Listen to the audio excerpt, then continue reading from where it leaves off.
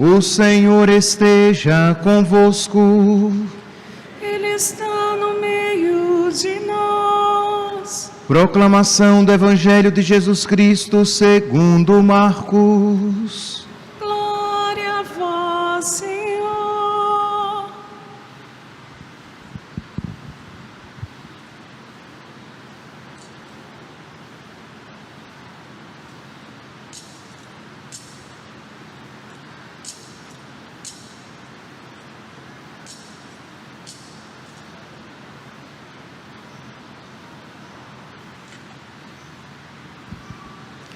Naquele tempo, disse Jesus aos seus discípulos: Cuidado, ficai atentos, porque não sabeis quando chegará o momento. É como um homem que ao partir para o estrangeiro, deixou sua casa sob a responsabilidade de seus empregados, distribuindo a cada um sua tarefa, e mandou o porteiro ficar vigiando. Vigiai, portanto, porque não sabeis quando o dono da casa vem, à tarde, à meia-noite, de madrugada ou ao amanhecer, para que não suceda que, vindo de repente, ele vos encontre dormindo. O que eu vos digo, digo a todos: vigiai. Palavra da salvação. Glória a vós, Senhor.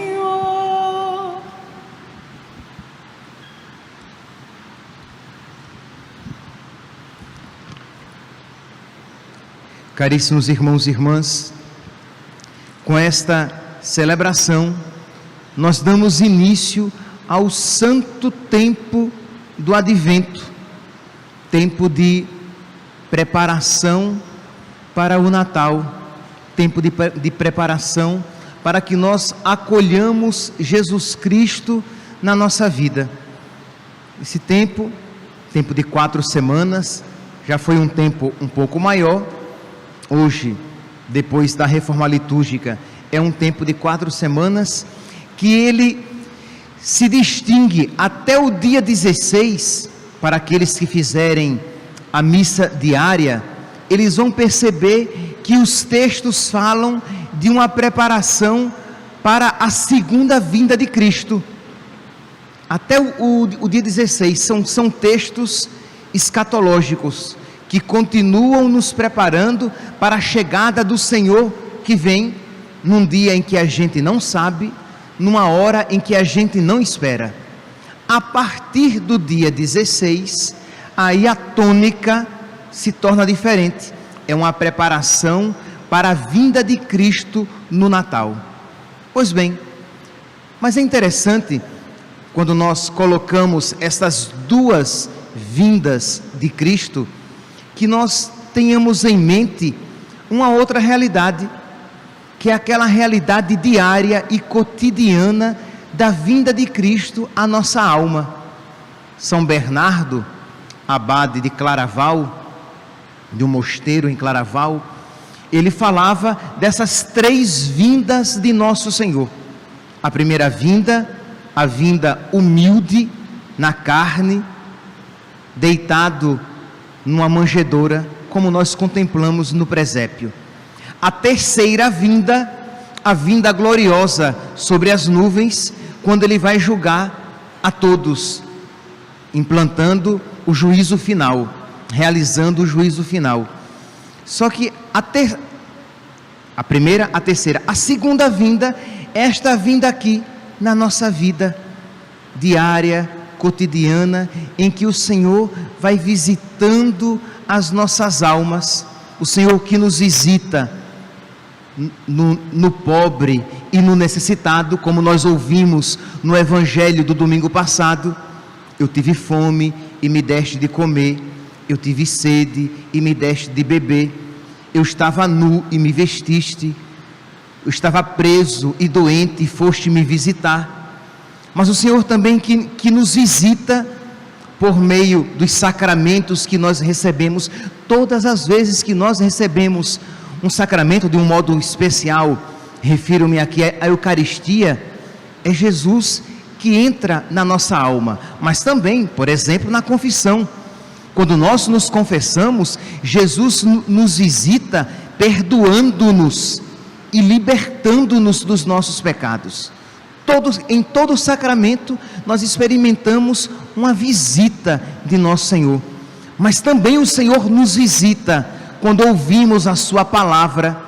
O Senhor nos visita quando um impulso de generosidade, uma inspiração nos visita a nossa alma, o nosso coração, e nós percebemos que aquele desejo de santidade não poderia ter vindo de nós.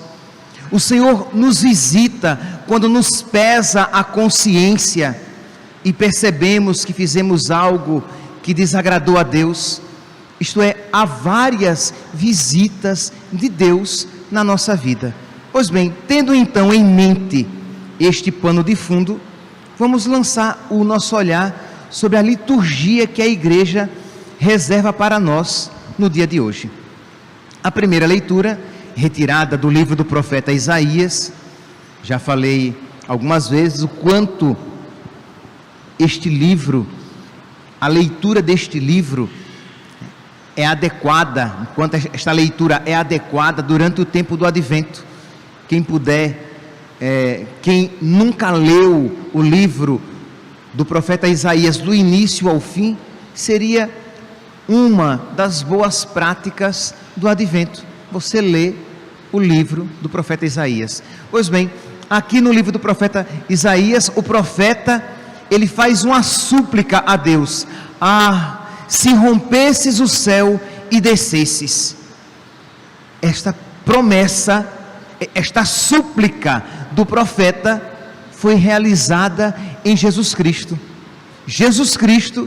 Em Jesus Cristo, literalmente, os céus foram rompidos e ele desceu à terra. Existe um cântico muito apropriado para o tempo do Advento, um canto bonito em latim, Rorate Caeli, que nós temos até uma versão em português: das alturas orvalhem o céu e as nuvens que chovam o justo, que chovam justiça, que a terra se abra ao amor, germinando o Deus Salvador. Mas assim, das alturas orvalhem o céu. Pois bem, em Jesus Cristo se realizou esta súplica do profeta: Senhor, se rompesses o céu, até as montanhas se derreteriam, manifestando aqui essa visão escatológica, apocalíptica até. Pois bem, pois em Jesus Cristo esta promessa se cumpriu. Jesus desceu e veio morar entre nós. E continua aqui o profeta, que ele diz: vens ao encontro, no versículo 4, o Senhor que rompe o céu e ele vem ao encontro daquele que pratica a justiça com alegria, de quem se lembra dele nos seus caminhos. Ele se irritou conosco por causa dos nossos pecados, mas está disposto a nos salvar novamente.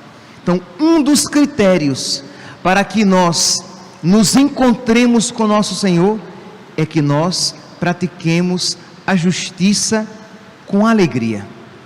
Isto é, a palavra justiça na Sagrada Escritura, ela é muitas vezes, quase sempre, um sinônimo de santidade.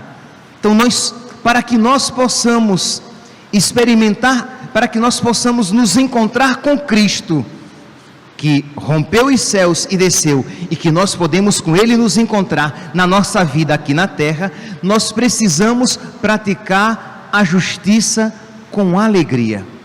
E aqui, meus santos, está algo que ou nós rezamos e pedimos a Deus que nos conceda esta graça, ou será sempre uma realidade longínqua a nós. Nós, por nós mesmos, já somos incapazes de praticar a justiça.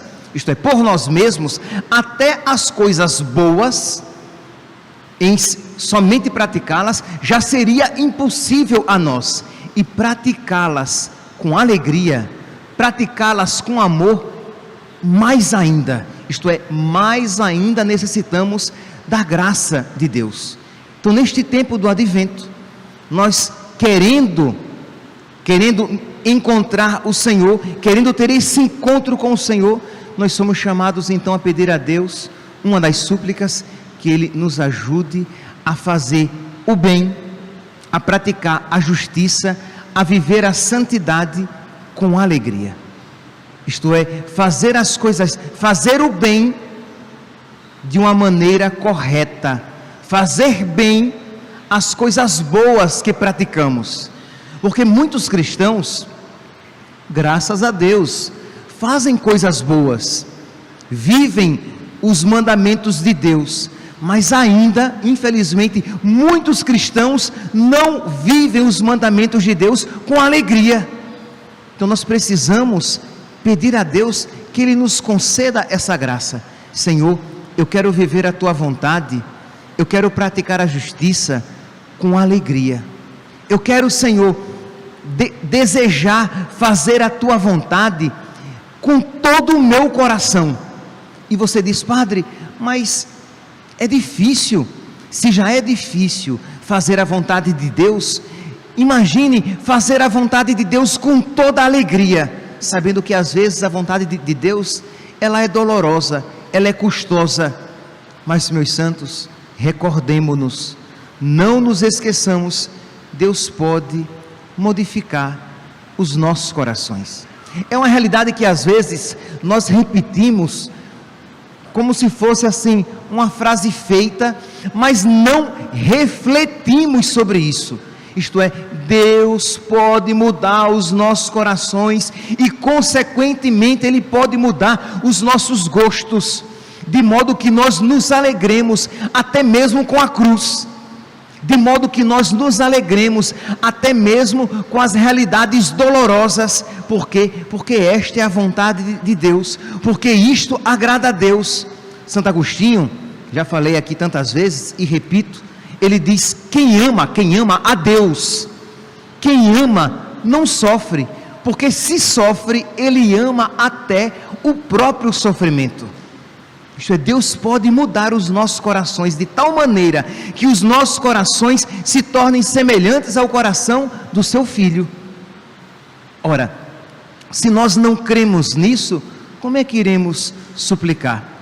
Mas se nós dizemos: sim, Senhor, eu creio que o Senhor pode mudar os nossos corações, que o Senhor pode mudar o meu coração, então você ousa rezar e pedir a Deus que Ele conceda a você a graça de amar a vontade dEle com alegria, de fazer a vontade dEle com amor, com alegria, não apenas obedecer os mandamentos de Deus como um escravo, mas obedecer os mandamentos de Deus como um amigo de Deus, fazer a vontade de Deus como um amigo de Deus, abraçar a vontade de Deus com amor, como eu abraçaria a realidade mais desejável neste mundo.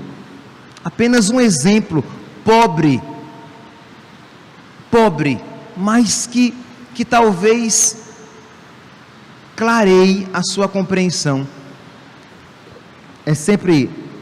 Nem sempre é adequado dar um exemplo da própria vida, mas para que vocês compreendam que é pura graça de Deus. Quando eu era jovem, antes de ser vocacionado e fui chamado ao sacerdócio, a ideia de ser padre era a realidade mais desesperadora da minha vida. A ideia de ser padre me era totalmente contrária. Eu não sentia absolutamente inclinação alguma. Eu não sentia inclinação absolutamente alguma. Às vezes eu vejo algum rapaz que diz assim: tá bom, eu vou pensar se essa é a vontade de Deus. Eu nem isso dizia, eu não queria que Deus não queira isso, porque eu não tenho vontade nenhuma, eu nunca pensei, eu não quero absolutamente. E meus irmãos, Deus, com gozosa violência, Deus mudou o meu coração, que já, não apenas hoje, Já lá, quando eu disse sim, era a coisa que eu mais queria.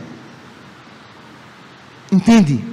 Quer dizer, lá atrás, lá com os meus 18 para 19 anos, ali já houve a transformação. E Deus me fez querer como a coisa mais querida do mundo. Quem me acompanhou no seminário sabia que era quase uma obsessão ser padre, ser ordenado. Mas quem me viu desde pequeno sabia que a minha vontade era outra. Quem me viu no início do chamado viu que eu não queria, e eu dizia: eu nunca pensei nisso, eu não quero isso, eu não gosto disso. E era verdade. Eu não gostava da ideia, eu nunca tinha pensado, eu não me sentia atraído por aquilo. E Deus mudou meu coração, que por graça de Deus é o que eu mais amo na minha vida, e que Deus me conceda a graça de amar cada vez mais. E eu paro e digo: como é que eu nunca desejei ser padre? A coisa mais desejável. Como é que eu nunca desejei? Pois é isso que eu quero dizer. Deus pode mudar o nosso coração de tal maneira que isso que nós lemos aqui na primeira leitura, isto é, o Senhor só vem ao encontro daquele que vive a justiça com alegria.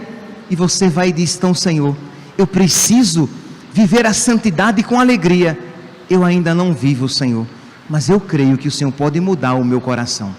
Na primeira leitura, na oração coleta de hoje, essa oração tão bonita, nós rezamos: ó Deus Todo-Poderoso, concedei aos fiéis o ardente desejo de possuir o reino celeste. Isto é, não está dizendo: Senhor, concedei aos fiéis o desejo de ir para o céu. Não está dizendo: Senhor, concedei aos fiéis o desejo de te possuir. Não, Senhor, concedei aos fiéis o ardente desejo de te possuir. Ardente desejo, desculpe-me aqui o pleonasmo, é desejar com ardor, com veemência, com vontade, com todas as vísceras, com todo o seu ser. É o que você mais deseja, muito mais do que saúde, muito mais do que dinheiro, muito mais do que conforto, muito mais do que beleza, muito mais do que os amores da terra. O que eu mais desejo neste mundo é Deus. Pois bem, é isso que a igreja pede para nós. Aí você, quando ouve isso, você diz: mas eu não sou capaz disso. Não, meu santo, você não, mas Deus sim. Então peça a Deus, e o tempo do advento é este tempo propício para que nós desejemos aquele que vem. Ele veio, ele virá, mas ele continua vindo em cada acontecimento da nossa vida. Então eu preciso desejar Jesus. E é claro que desejar a vinda de Cristo, desejar essa união com Ele. Ora, se, como eu falei, se em cada sacramento que eu recebo, de alguma maneira Jesus me visita, misericórdia, com que desejos no coração eu entro então na fila da comunhão. Ele vai entrar na minha alma. Com que alegria quando eu vi que me disseram: vamos à casa do Senhor. Que alegria quando eu acordei e disse: hoje eu vou receber Jesus na minha alma, no meu corpo. O seu corpo, sangue, alma e divindade, Jesus inteiro e completo. Então, se você ouve isso e diz: padre, mas o meu coração ainda é meio indiferente. Pois bem, apresente isso a Jesus. Diga: Jesus, o meu coração é assim, o meu coração ainda é indiferente, o meu coração é frio, eu desejo estar contigo, mas longe estou de um ardente desejo. Eu desejo apenas com a inteligência, porque eu sei, assim, melhor, a minha inteligência vê que eu devo desejar, e a minha vontade fraca deseja, mas eu nem de longe desejo com todas as fibras do meu ser. Pois bem, reconheça isso, humildemente reconheça isso, e diga: Jesus, me ajude. Vinde, ó Deus, em meu auxílio, socorrei-me sem demora. Ajuda-me, Senhor, porque, meus santos, se a igreja isso suplica para nós, é porque isso é possível para nós. Ó Deus Todo-Poderoso, concedei a vossos fiéis o ardente desejo de possuir o reino celeste, de possuir Cristo e tudo aquilo que Ele traz, para que, acorrendo com as nossas boas obras ao encontro do Cristo que vem, sejamos reunidos à sua direita na comunidade dos justos, na comunidade dos santos. Então, que este tempo do advento, então, que essas 4 semanas sejam semanas mais intensas de oração. É por isso que é importante que você escolha algumas coisinhas. Não faça grandes propósitos que você vê que provavelmente não vai cumpri-los, mas alguns propósitos generosos, sim, mas alguns propósitos não os faça também como questão de pecado mortal. Não, faça como propósitos, isto é, com a graça de Deus eu vou cumprir estes propósitos, auxiliado pela graça de Deus, mas não como uma promessa feita a Deus, porque senão você fica se expondo a situações de pecado mortal, porque se é uma promessa e você vem a não cumprir, você pecou mortalmente. Então, pessoas sem virtude, pelo menos sem virtude necessária ainda, ficam fazendo promessas à torto e à direita, não as cumprem e caem em situação de pecado mortal. Então, isso não é desejável. Não faça promessa, faça um propósito. Isto é, um propósito é algo que você diz assim: com a graça de Deus eu vou fazer isso. Uma promessa diferente: Senhor, eu te prometo que farei isso. São coisas diferentes, mas o benefício espiritual vai acontecer. Então você faz alguns propósitos, um propósito de renúncia da própria vontade, algo que lhe custe oferecer, que lhe custe fazer, e que seja acompanhado com algo de oração. Então você também se propõe, juntamente com aquele propósito de renúncia, você se propõe também a um encontro mais prolongado, por exemplo, na oração. Se você todos os dias, você tinha 30 minutos de oração, durante o tempo do advento, você vai ter 45 minutos de oração. Você vai se deter mais em oração, conversar com Deus, suplicar a Deus, abrir a sua alma a Deus, reconhecer que você é miserável e pecador. A primeira leitura, o profeta apresenta isso com tanta clareza. Ele diz: todos nós, versículo 5, todos nós nos tornamos imundície, e todas as nossas boas obras são como um pano sujo. Isto é, este povo estava tão mergulhado no pecado, que até as coisas boas que eles faziam, de nada valiam, porque ou eram feitas para aparecer, né?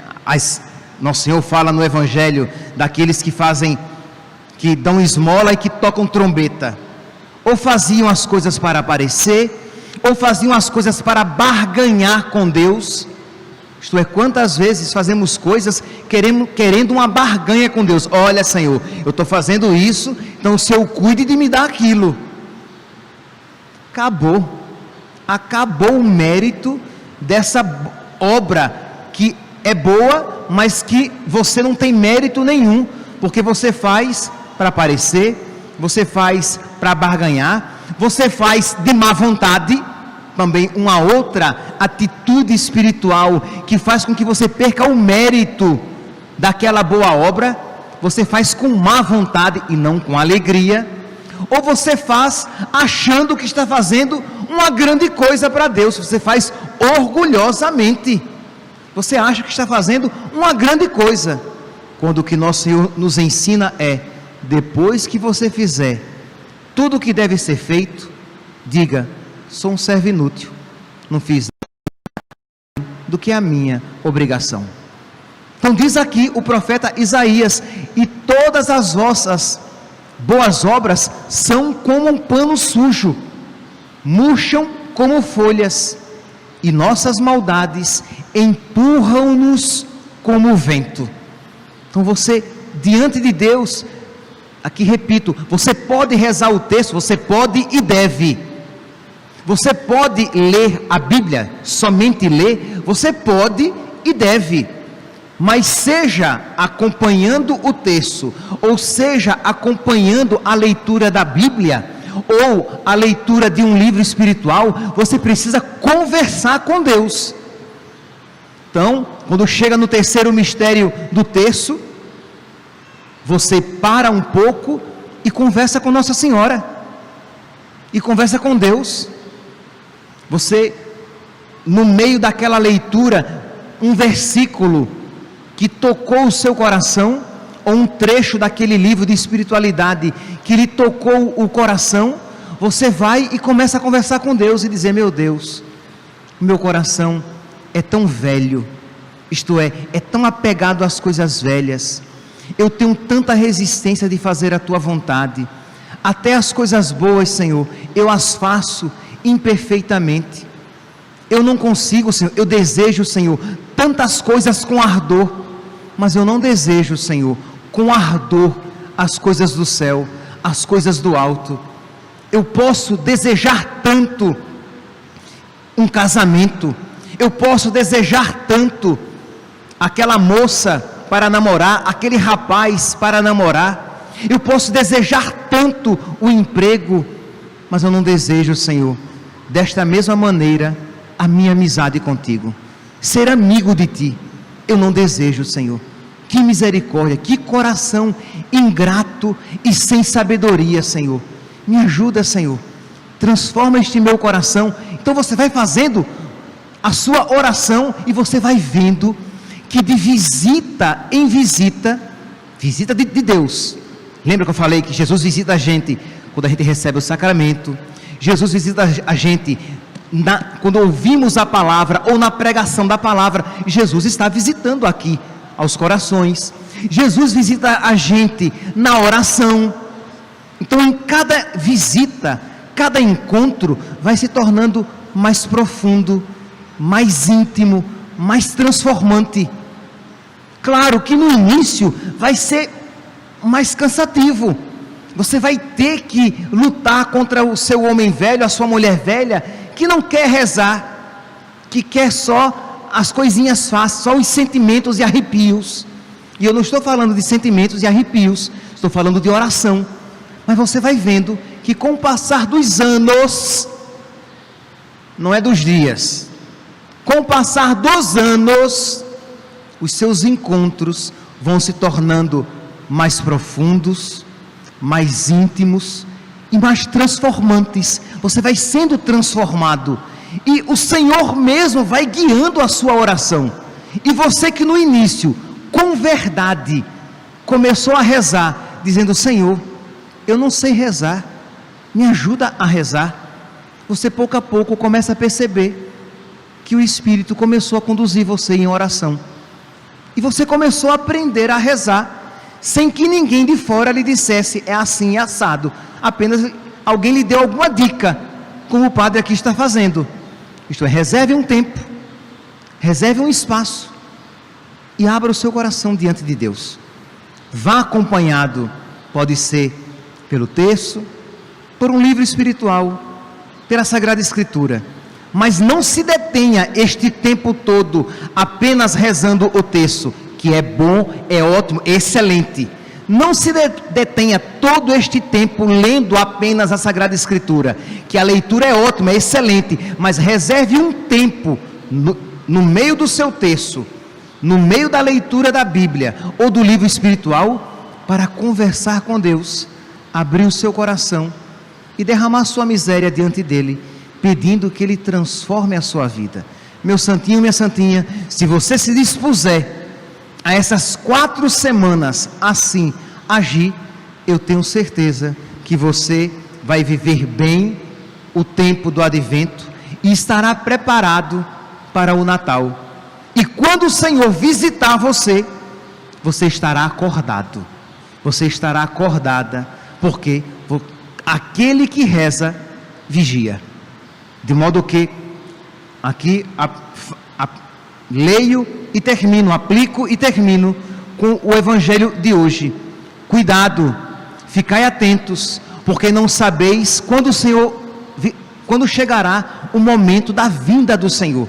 Mas se você está rezando, você está cuidando, você está vigiando, você está ficando atento. Vigiai, portanto, porque não sabeis quando o dono da casa vem. Então, isto a que o Evangelho nos chama, e que todo o tempo do advento se caracteriza, a esta vigilância.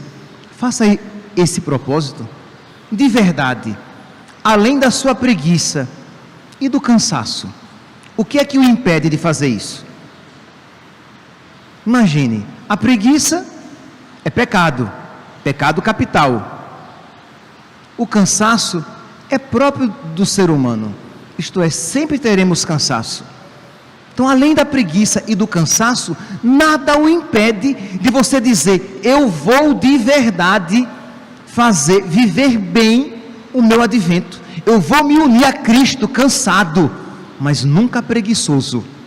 Eu vou me unir a Cristo cansado e vou oferecer a Ele o meu cansaço, para que eu viva com Ele, a maneira dele, o cansaço na minha vida. E quando você, cansada, for para a oração, apresente: Jesus, eu te ofereço este meu cansaço.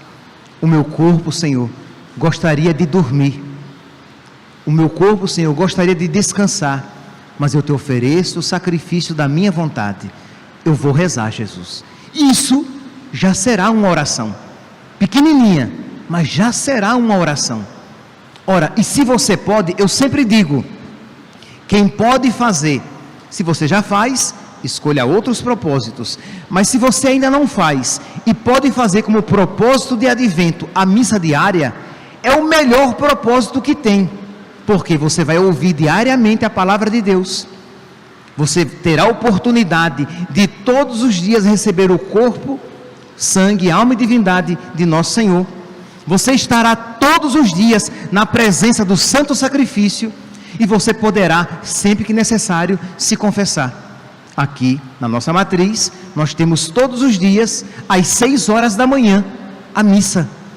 Então, repito a pergunta: além da preguiça e do cansaço, o que impede você de se acordar mais cedo, vir à missa e fazer este propósito de preparação para o Santo Natal, para fazer bem este tempo do advento? Meus irmãos, peçamos a Deus que misericordiosamente coloque no nosso coração esse desejo, o ardente desejo de possuir a Deus, de possuir o reino celeste. E eu tenho certeza que a partir disso você viverá bem, com fruto e generosidade, este tempo de advento, de preparação para o Natal. Que Nossa Senhora interceda por nós, e que os santos anjos de Deus iluminem a nossa inteligência, fortifiquem a nossa vontade e encham de fervor o nosso coração. Louvado seja nosso Senhor Jesus Cristo.